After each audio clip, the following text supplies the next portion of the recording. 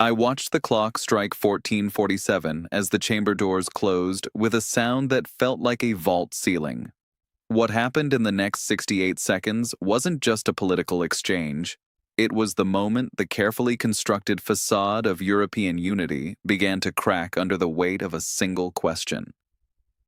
Ursula von der Leyen stood at the podium, her hands resting on a leather-bound dossier marked Migration Framework 2026. She had delivered these speeches dozens of times before, each word calibrated, each pause rehearsed. But today, something was different. Alice Weidel sat in the fourth row, her expression unreadable, a tablet glowing in front of her displaying what I would later learn was a classified budget analysis. The Commission President began with her standard opening about solidarity and shared responsibility. The translator's voice echoed through the headsets in 17 languages. And then Weidel raised her hand. The moderator tried to ignore it. This wasn't the designated question period, but Weidel didn't lower her hand. She stood, and the cameras swiveled toward her like predators sensing movement. Von der Leyen's jaw tightened almost imperceptibly. I've covered European politics for 9 years, and I recognized that look. It's the face of someone who knows the ambush is coming, but can't avoid it. Weidel's voice cut through the chamber with surgical precision. Madame President, you just mentioned $87 billion allocated for integration programs across member states. Can you explain why $14.3 billion of that sum was transferred to NGOs that have no parliamentary oversight and no public auditing mechanism? The room temperature seemed to drop 5 degrees. Von der Leyen's chief of staff, seated 3 rows behind her, began frantically typing on his phone. The question wasn't just provocative.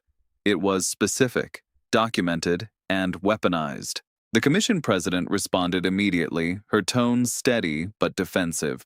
She cited Article 78 of the Treaty on the Functioning of the European Union, referencing humanitarian obligations and crisis response protocols, but Weidel wasn't finished. She held up her tablet, tilting it toward the cameras. I have the transaction records right here. Wire transfer ID EU MiG 774 LUX, dated September 9, 2025. The funds were routed through 3 subsidiaries before reaching an organization called European Solidarity Network, which has no physical office, no staff directory, and a registration address that traces back to a mailbox in Luxembourg. The silence that followed was suffocating. I watched as members of the European People's Party shifted uncomfortably in their seats. Even von der Leyen's usual defenders seemed frozen. This wasn't abstract policy debate anymore. This was forensic accounting presented as political theater. Von der Leyen's response was textbook crisis management. She pivoted to procedure, claiming that all financial allocations undergo rigorous vetting by the European Court of Auditors. She invoked transparency mechanisms and oversight committees. But Weidel had anticipated every move. She interrupted with a document reference that made several MEPs gasp audibly. The Court of Auditors flagged this exact transfer in Report 2025-088, which your office classified as administratively sensitive and blocked from public release for 18 months. I could see the calculation happening behind von der Leyen's eyes. To deny the classification would be verifiable perjury. To acknowledge it would confirm the cover-up. She chose a third option. She questioned the legitimacy of Weidel's sources. That's when the confrontation escalated from political sparring to something far more dangerous. Weidel didn't raise her voice. She didn't need to. My source is your own internal audit division, specifically a compliance officer who resigned 3 weeks ago after filing a whistleblower complaint with the European Public Prosecutor's Office. His testimony is now protected under EU Directive 2019-1937. The chamber erupted, not in applause or jeers, but in confused, overlapping shouts from at least 6 different factions. The moderator slammed the gavel 4 times before order was partially restored. Von der Leyen gripped the edges of the podium, her knuckles whitening. For someone who has built a career on unshakable composure, this was the equivalent of a public breakdown. She demanded to know how Weidel obtained confidential personnel information. Weidel smiled for the first time that afternoon. The same way you obtained $14.3 billion in discretionary spending authority without a parliamentary vote. The accusation hung in the air like smoke after an explosion.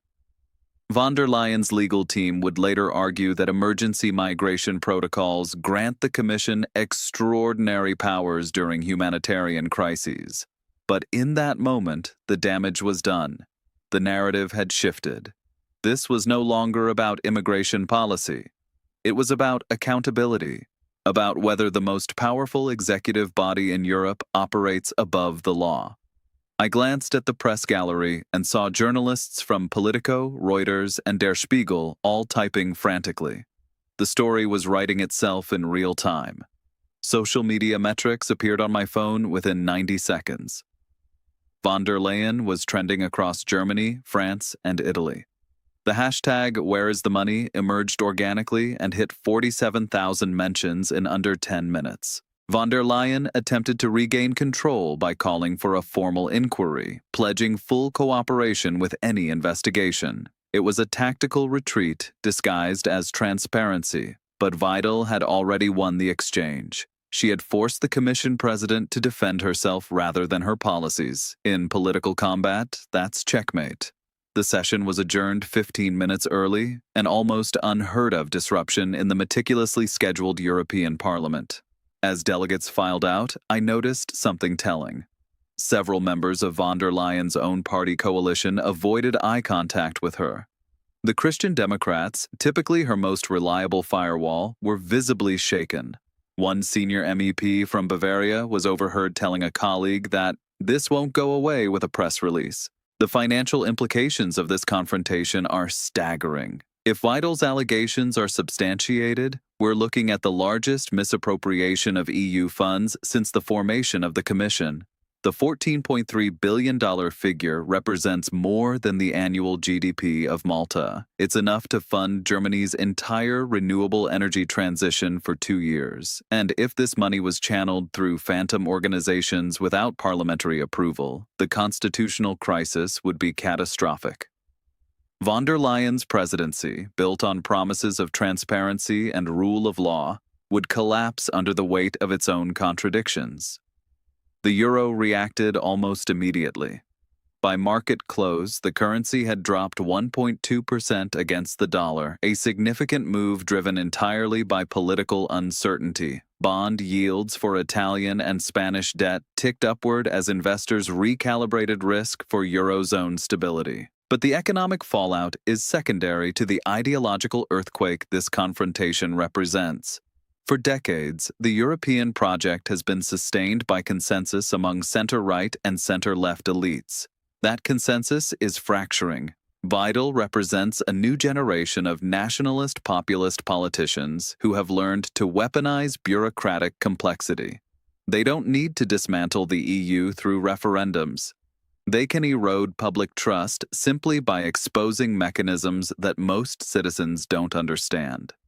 Von der Leyen's vulnerability is that she embodies the technocratic model that populists love to attack. She was never elected by popular vote. She was appointed through backroom negotiations. Her legitimacy rests entirely on procedural correctness and institutional credibility.